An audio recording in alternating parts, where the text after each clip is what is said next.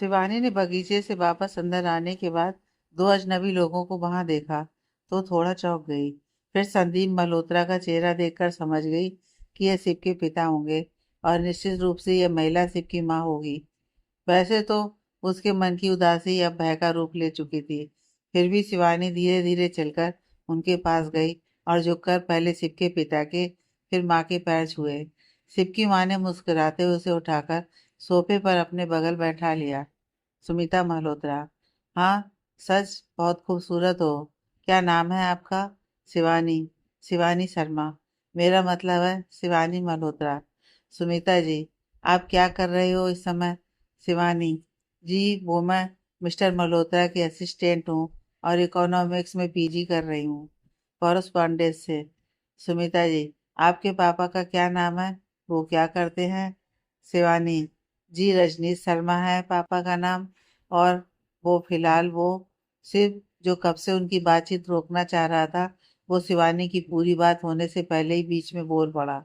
क्या मॉम, आप इंटरव्यू लेने लगी? अब शादी तो हो गई। सुमिता जी, सिर्फ आप बीच में ना बोलें। शिवानी, ये हम दोनों के बीच में जान पहचान भी नहीं करने देगा। फिर शिव की माँ ने चारों तरफ नजर घुमाकर कहा, निर्मला, बाकी के सर्वेंट कहाँ हैं? निर्मला जी, साहब ने उन्हें परसों से फैक्ट्री में भेज दिया है। सुमिता जी, तो साफ सफाई और खाना कौन कर रहा है? निर्मला ने डरते हुए शिवानी की ओर देखकर कहा, मैडम। अब सुमिता जी और संदीप मल्होत्रा गुस्से में शिव की ओर देख रहे थे। सुमिता जी ने बिफरते हुए कहा, इसलिए इसलिए आप जैसे को कभी किसी लड़की ने अच्छी सूरत और पैसा होते हुए भी कभी घास नहीं डाला और अब तक अकेले पड़े थे।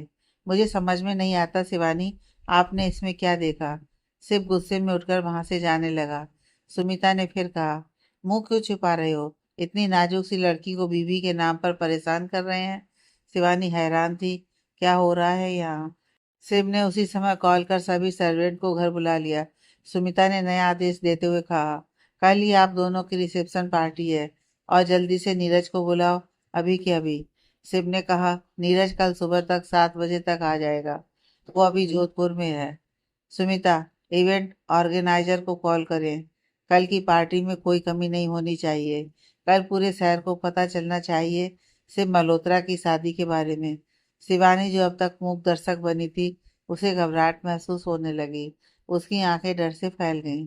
सुमिता पूछ बैठी, शिवानी, आप घबराई सी क्यों है? सिर्फ मॉम, बोस की तबीयत खराब है। आज ही डॉक्टर ने रेस्ट के लिए और स्ट्रेस से दूर रहने को कहा है। सुमिता, ओह, ठीक है सिर्फ, आप इन्हें रूम में छोड़ कर आए। कल पार्टी जल्दी ओवर कर दी जाएगी। शिव शिवानी को लेकर उसके रूम में जाने लगा। शिवानी के चेहरे पर अभी भी घबराहट स्पष्ट थी। शिव ने रूम में आकर उसे बेड पर बिठाते हुए कहा, क्यों स्ट्रेस ले रही हो? शिवानी ने रोते हुए कहा, पापा और भाई को पता चल गया तो क्या होगा? शिव, ठीक है, पता चलने दो। शिव मल्होत्रा की बीवी हो, उन्हें गर्व भी होगा। शिवानी, फिर 6 महीने बाद सिर्फ कह देना हमारी बनी नहीं तो अलग हो गए। शिवानी, आप रईसों का कल्चर है ये। हमारे यहाँ ये 7 जन्मों का रिश्ता है, ऐसा शास्त्र कहते हैं। और शास्त्र को छोड़ दें तब भी हमारे यहाँ शादी तब तक खत्म नहीं हो सकती जब तक मौत उन्हें अलग ना कर दे। सिर्फ चुप था, लेकिन जब शिवानी को भय से कांपते देखा तो उसने उसे खींचकर अपने सीने से लगा लिया। शिवानी ने अपना फेस उसके सीने में छुपा लिया। जहाँ शिवानी धीरे धीरे शांत हो रही थी, वहीं शिव को कुछ महसूस हो रहा था। शिवानी को होश आया कि वो शिव के सीने से लगी है, तो शर्माते हुए वो दूर हो गई। वहीं शिव उसे दूर नहीं करना चाहता था।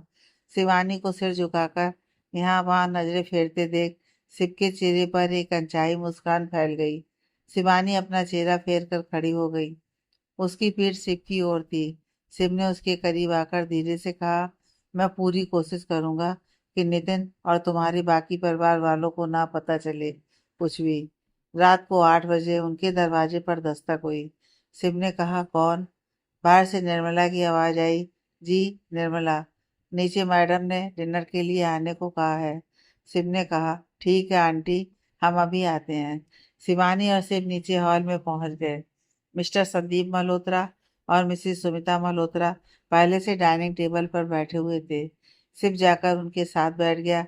शिवानी अब भी खड़ी थी, सुमिता जी ने शिव को घूर कर देखा, फिर शिवानी से कहा, आप भी हमारे साथ बैठ रही हैं। शिव को अब समझ आया तो झेपते हुए खड़ा हो गया और अपनी बगल की चेयर खींचकर शिवानी को बैठने का इशारा किया। शिवानी सकुचाते हुए बैठ गई। सबने खाना प्लेट में ले लिया, लेकिन शिवानी अब भी बैठी थी। तो सुमिता जी ने कहा, शिवानी, खाने पर कंट्रोल 35 के बाद करना चाहिए। अभी आप खाने पर ध्यान दें। शिव ने धीरे से फुसफुसाकर शिवानी से कहा, सॉरी, लंच ब्रेक में जो भी मैंने गलत कहा, प्लीज खाना खा लो। शिवानी भी चुपचाप खाना लेकर खाने लगी।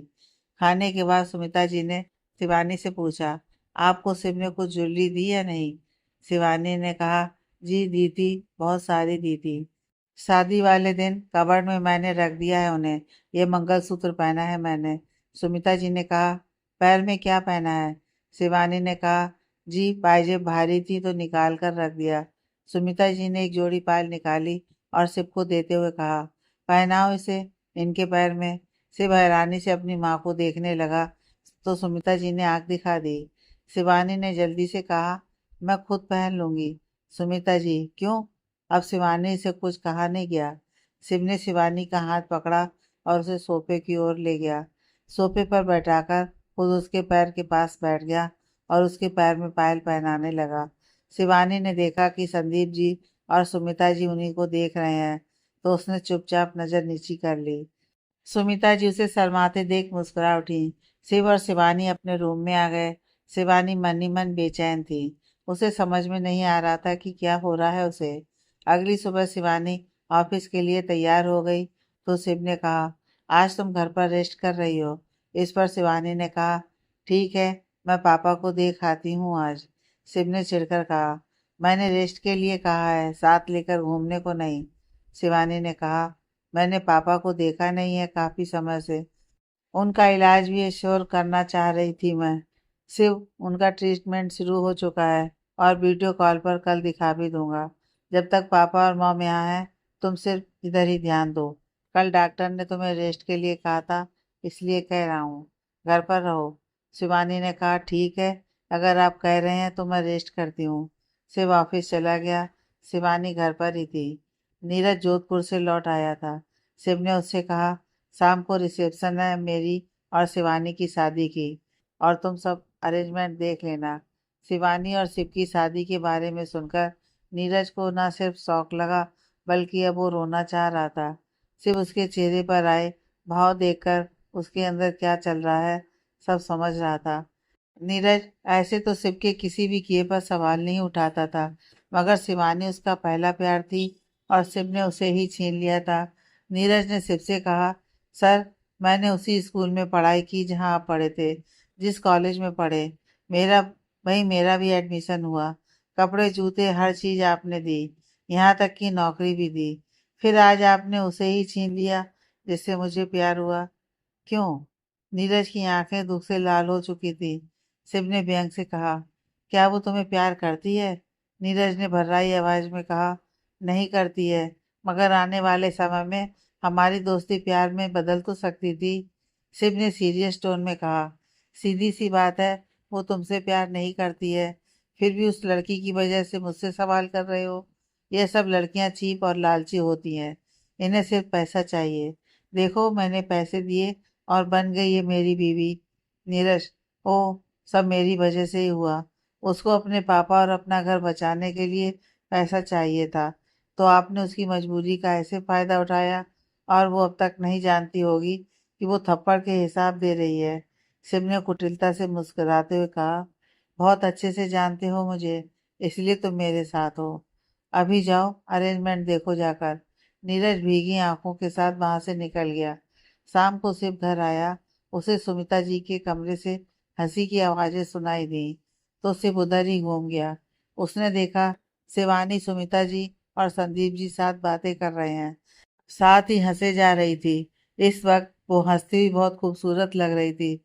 शिव ने अपने मन में कहा, मेरे सामने हंसी नहीं आएगी, जैसे मैं इसे खाता हूँ।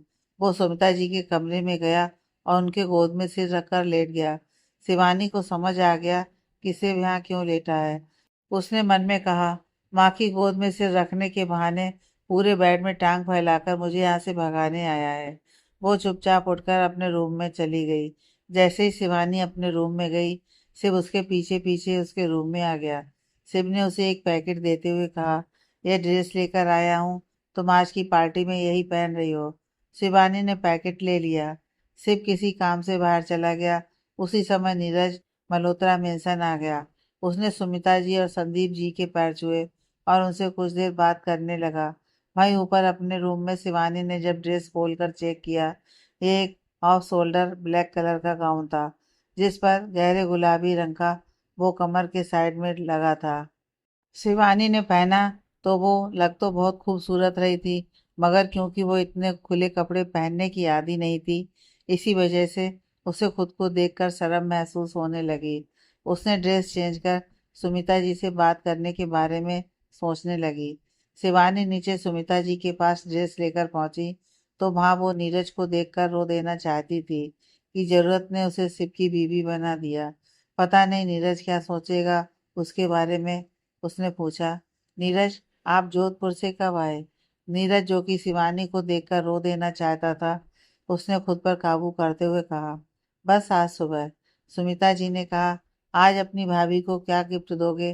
नीरज ने थोड़ी उदासी के साथ पैकेट देते हुए कहा, मैंने ये साड़ी खरीदी थी शिवानी, मेरा मतलब है मिसेज मल्होत्रा के लिए। उसने साड़ी शिवानी के हाथ में पकड़ा दी और तेजी से बाहर निकल गया। शिवानी उसे असमंजस में जाता देख रही थी। शिवानी ने सुमिता जी से कहा, जी वो। सुमिता जी, सिर्फ मुझे मॉम कहते हैं, तो आप भी मुझे यही कहें। शिवानी, जी मॉम। वो ऑफ शोल्डर गाउन में फिलहाल अनकंफर्टेबल हूँ, क्या करूँ? मिस्टर मल्होत्रा ने यही पहनने को कहा है। सुमिता जी ने जल्दी से नीरज का दिया साड़ी का पैकेट खोला तो देखा यह भी ब्लैक है, तो उन्होंने मुस्कुराकर शिवानी से कहा, यह पहन लो। साड़ी पहन तो लोगी ना? शिवानी, जी मॉम।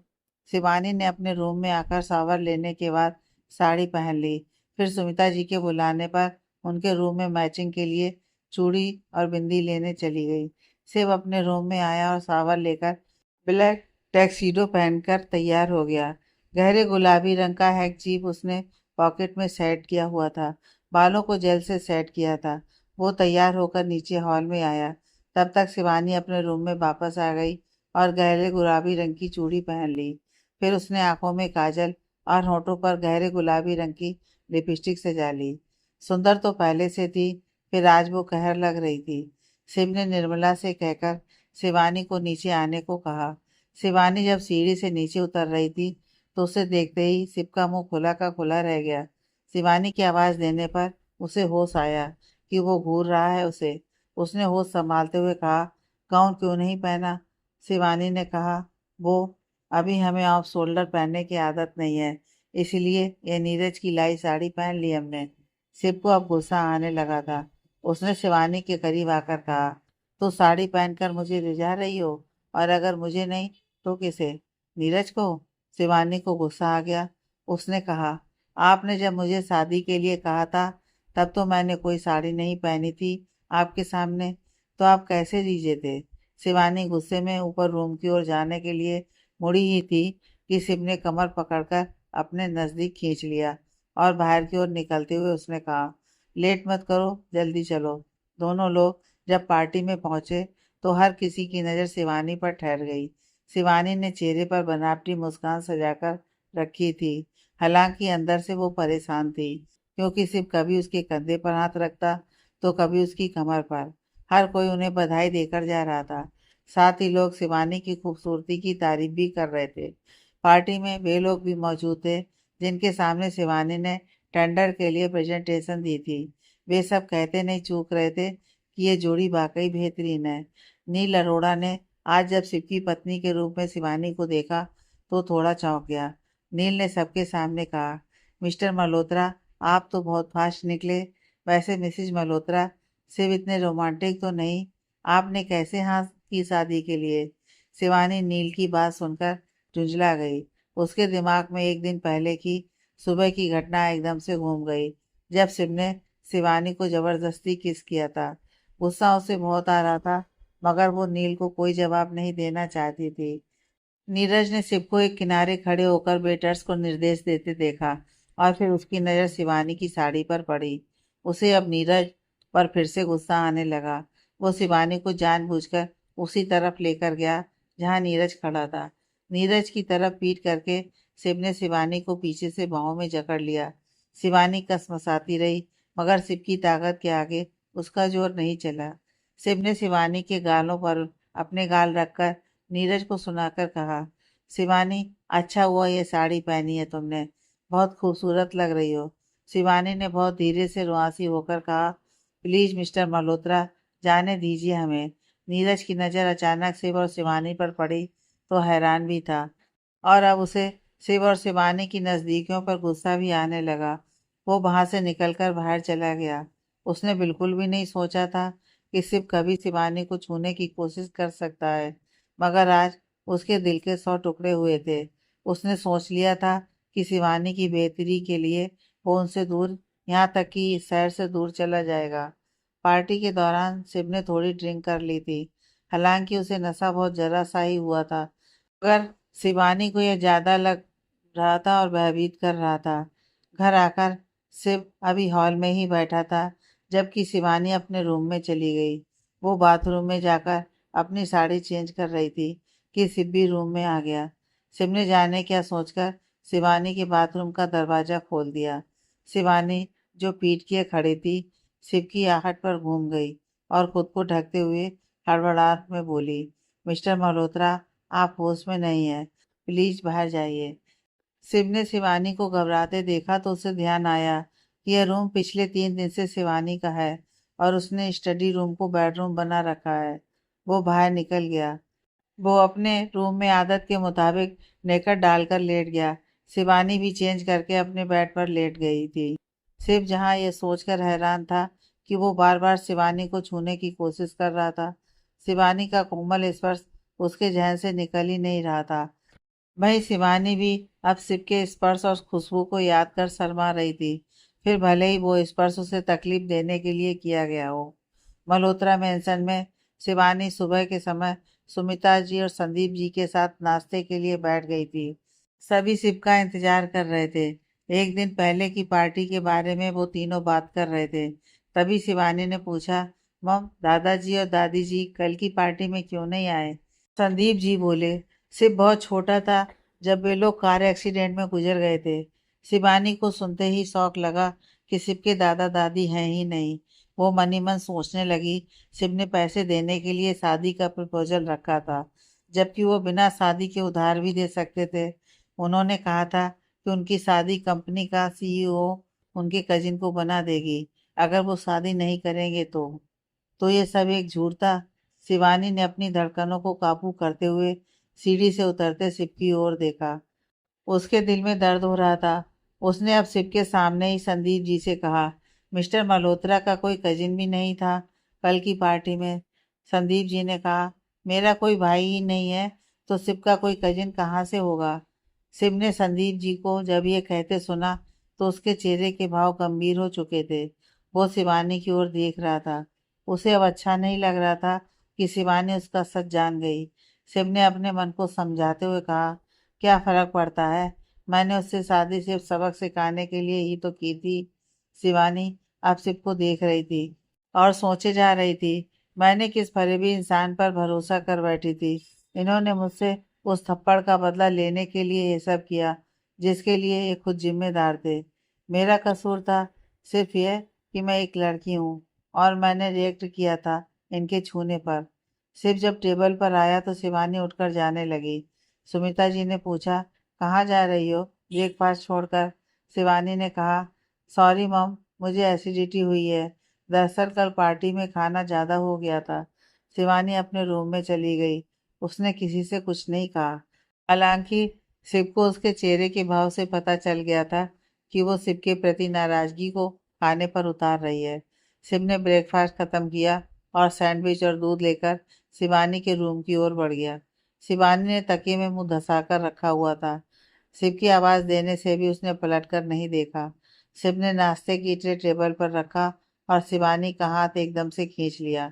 शिवानी उठ गई, मगर उसका चेहरा आंसुओं से भीगा हुआ था। शिव ने कहा, देखो शिवानी, तुम्हें डॉक्टर ने सेहत का ध्यान रखने को कहा है, तो ये ब्रेकफास्ट खा लो। शिवानी ने आंसू पोंछते हुए कहा, हमसे नहीं होगा। शिव ने बिना किसी भाव के कहा, तुम्हारे पापा हॉस्पिटल में हैं।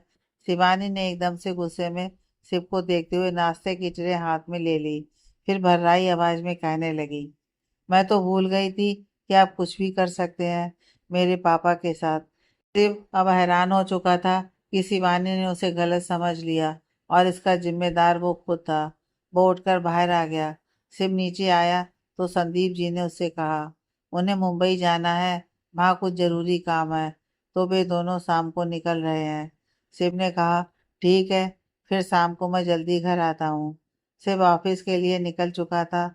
जब वो अपने केबिन में गया तो नीरज भी तुरंत उसके केबिन में आ गया। उसने शिव को गुड मॉर्निंग विश किया।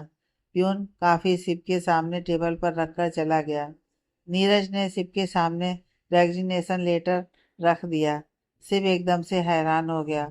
वो नीरज से गुस्सा जरूर था, वो भी शिवानी के प्रति उसके झुकाव को देखकर, लेकिन एक सच यह भी था कि नीरज जैसा ईमानदार और समर्पित इंसान उसे कोई और नहीं मिला था।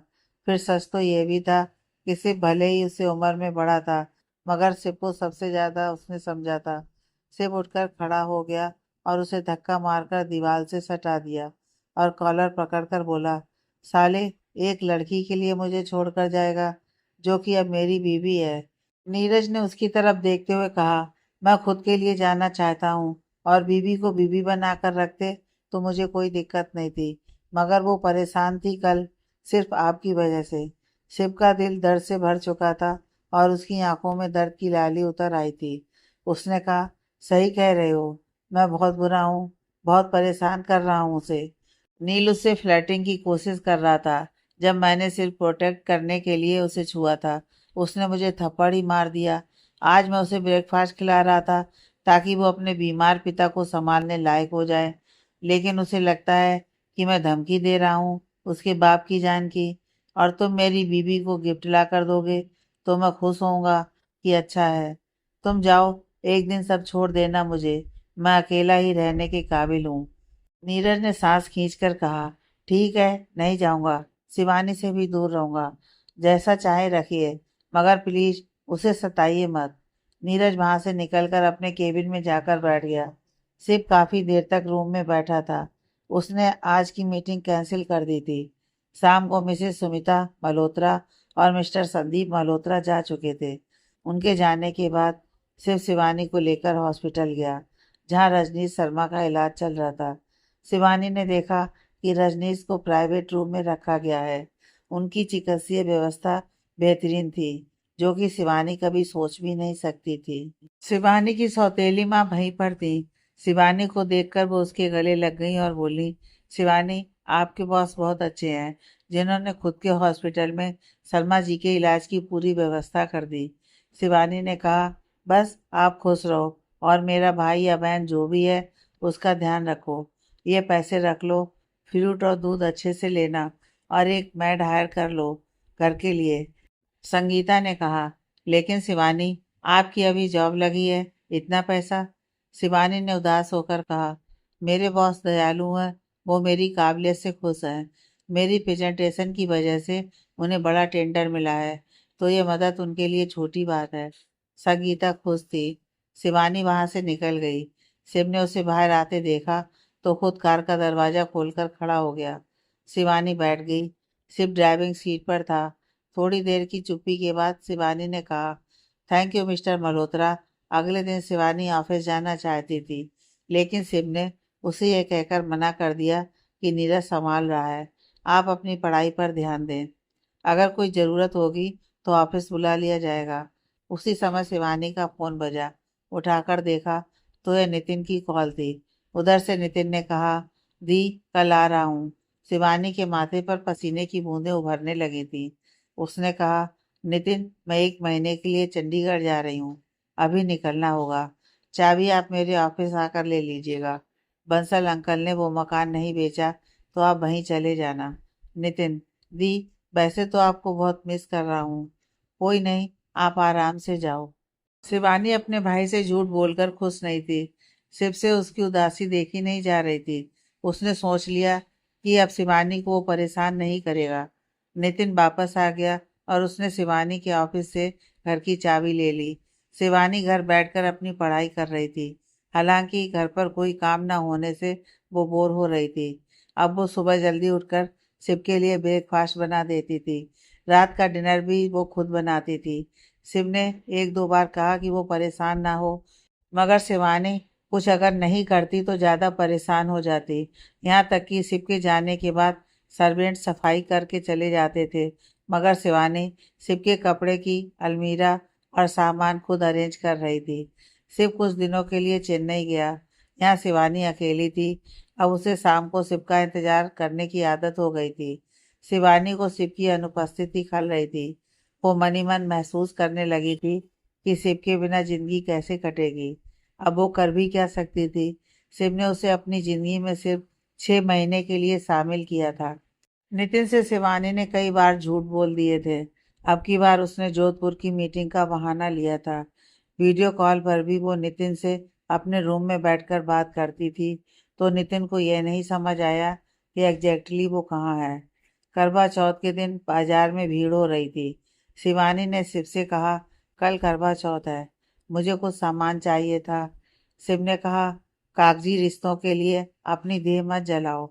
इस पर शिवानी ने कहा, मेरी मांग अगर आपने भरी है तो कागजी तो सिर्फ दुनिया वालों के लिए होगा, मेरे लिए नहीं। शिव ने कहा, मुझसे कोई उम्मीद मत रखना। शिव वहां से चला गया। वो अपने अंदर चल रहे अंतर्द्वंद से परेशान था कि शिवानी जब 6 महीने पूरे होने के बाद उसकी पत्नी नहीं रहेगी तो वो क्या करेगा। देर रात शिव अपने रूम में अपना लैपटॉप पर काम कर रहा था। शिव ने देखा कि शिवानी की लाइट अब भी जल रही है। वो उठकर शिवानी के रूम में उसे देखने आ गया।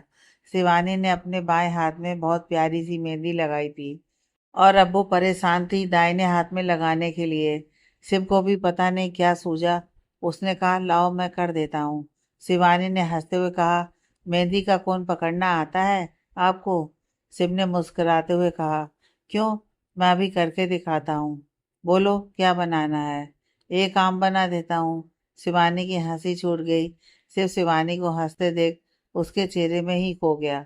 शिवानी ने हंसते हुए कहा, सिर्फ अपना नाम लिख दो। शिव ने पूरा टैलेंट इस्तेमाल कर उसकी हथेली पर शिव लिख दिया।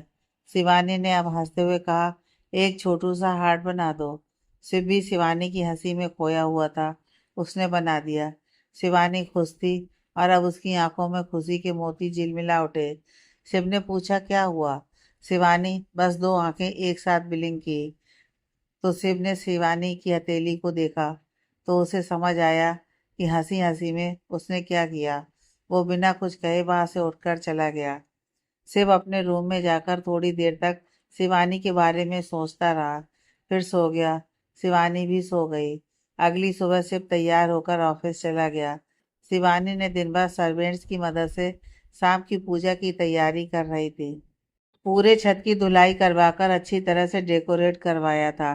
फर्श पर रंगोली भी बनाई थी। उसने अपनी माँ को जिस तरह से पूजा करते देखा था, सब याद करती और खुद वो सब तैयारी करती जाती। दिन भर की व्रत थी और उस पर पूजा की पूरी तैयारी करवाना, फिर शाम को खाना बनाना और कलश तैयार करना, इन सब में थकान महसूस हो रही थी। फिर यह उसका पहला करवा चौथ था। शाम को शिवानी ने बहुत ही मन से श्रृंगार किया था। आज वो शिव का बेसब्री से इंतजार कर रही थी। वहीं शिव आज अपने प्रोजेक्ट की साइट पर गया हुआ था। वहां उसे थोड़ा ज्यादा समय लग रहा था। चांद आसमान में धीरे धीरे ऊपर चढ़ता दिख रहा था। शिवानी ने पूजा शुरू कर दी थी। अब शिवानी की बेसब्री बढ़ती जा रही थी। वो चंद्रमा को अर्घ देकर वहीं कमजोरी से बैठ गई। रात के 10 बज चुके थे। शिव जब घर आया तो उसे याद नहीं था कि आज करवा चौथ है। उसने जब देखा कि शिवानी रूम में नहीं है तो उसे लगा शायद बगीचे में टहल रही होगी। शिव ने शॉवर लिया और टी शर्ट और लोअर पहनकर तैयार हो गया। नीचे डाइनिंग टेबल पर जाकर निर्मला से उसने कहा, आंटी खाना लगाइए और शिवानी को भी बुला दीजिए। निर्मला हैरानी से शिव को देखकर बोली, क्या मैडम को आप पानी नहीं पिलाएंगे? शिव ने असमंजस में पूछा, क्यों? मैं क्यों पानी पिलाऊं उसे? निर्मला ने फिर हैरानी से कहा, मगर मैडम छत पर करवा चौथ की पूजा करके बैठी हैं आपके इंतजार में। उन्होंने सुबह से कुछ नहीं खाया पिया, आपकी ही खातिर। शिव ने इतना सुना था कि वो तुरंत छत की ओर भागा। वहां आया तो देखा शिवानी लाल साड़ी में 16 श्रृंगार कर छत की रेलिंग से टिककर बैठी थी। उसकी आंखें बंद थी। शिव ने उसे भाव में लेकर थपकी दी तो उसने धीरे से आंख खोली। शिव ने कहा, शिवानी क्या जरूरत थी ये सब करने की, वो भी उस रिश्ते के लिए जो कुछ ही समय में। शिव की बात पूरी होने से पहले शिवानी ने उसके होठों पर उंगली रखकर कहा, चुप, कितना बोलते हैं आप। शिव ने जल्दी से उसे पानी का गिलास देने लगा तो शिवानी ने कहा, पहले मीठा खिलाइए। शिव ने उसे मिठाई खिलाई, फिर पानी पिलाया। जब शिवानी उठने को हुई तो वो लड़खड़ा गई, लेकिन शिव ने उसे थाम लिया। वो शिवानी को गोद में लेकर नीचे डाइनिंग टेबल पर आया और चेयर पर बिठा दिया। शिवानी ने सिर पीछे टिकाकर रखा था। शिव ने देखा उसकी हालत ज़्यादा खराब है तो उसे गोद में लेकर सोफे पर बैठ गया।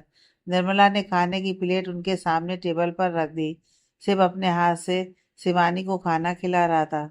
हालांकि शिवानी से ज़्यादा खाया भी नहीं गया। फिर जब शिव उठने लगा तो शिवानी ने कहा, पहले आप खा लो, फिर आप मुझे रूम में छोड़ने जाइएगा। शिव ने खाना खाया, फिर शिवानी को उठाकर उसके रूम में ले गया। शिव ने उसे बिस्तर पर लिटाया। आज शिव की नज़र शिवानी से हट ही नहीं रही थी। मांग का सिंदूर रोज की तरह बालों में नहीं छिप रहा था। उसकी भरी हुई मांग, कलाई में भरी हुई चूड़ियां, लाल साड़ी में शिवानी बहुत प्यारी लग रही थी। शिवानी ने आंख बंद कर रखी थी। शिव उसे निहारते हुए वहीं सो गया। रात में सोते हुए शिवानी की नींद बीच में खुली थी। जब शिव को खुद की साइड में लेटे देखा था। सुबह शिवानी की आंख खुली तो शिवानी के साथ खुद को लेटे देख एक पल के लिए उसके चेहरे पर एक मुस्कान आ गई। फिर ख्याल आया कि कहीं शिवानी इसे फायदा उठाना ना समझ ले। वो जल्दी से उठकर अपने रूम में चला गया और तैयार होकर जॉगिंग के लिए निकल गया। आज शिवानी ने जगने के बाद अपने दाई और शिव की परफ्यूम को महसूस कर मुस्कुरा उठी। आईने में खुद को निहारा तो खुद की तारीफ कर बैठी। पिछली रात शिव का उसे पानी पिलाना, फिर गोद उठाकर नीचे लाना, फिर खाना खिलाकर रूम में लेकर आना, ये सारी बातें याद आते ही वो मुस्कुराने लगी। उसने आंख बंद कर बस माँ गौरा को प्रणाम कर जिंदगी का हर दिन ऐसा ही हो प्रार्थना करने लगी। फिर उठकर तैयार होने चली गई। सिर्फ जॉगिंग करके वापस आया और तैयार होकर नाश्ते के लिए आ गया।